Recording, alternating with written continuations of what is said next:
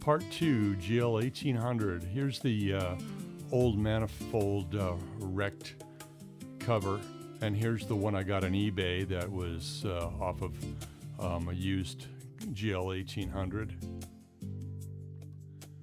So here you see the Goldwing being suspended by the rafters in the ceiling, which works out really well. And you can see the engine guard is now in place. And below where the engine guard is mounted on the bottom, that shattered lower frame piece, it's about 18 inches long. Here's a picture of it all destroyed. And now, you know, that piece came in. And then there's the old engine guard that was also mangled up. And now here's a picture of the new frame piece that goes along the bottom, and it's all put back in place, and including the engine guard.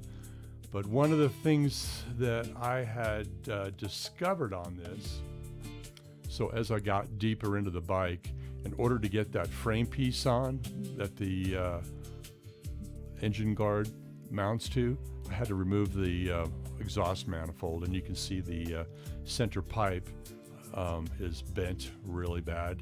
Didn't notice that until I'd was taking it off. So I ordered it.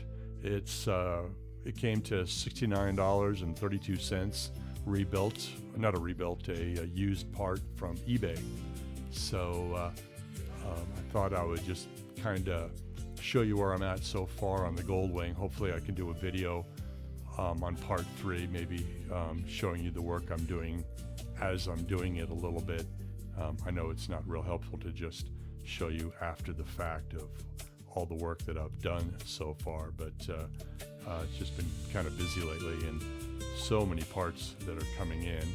I had the steering should have been done by now, but they sent me the wrong head bearings for it, so I had to send them back, and now I have a new one coming in. So anyways, I will see you in part 3. Thanks so much for tuning in. See you soon.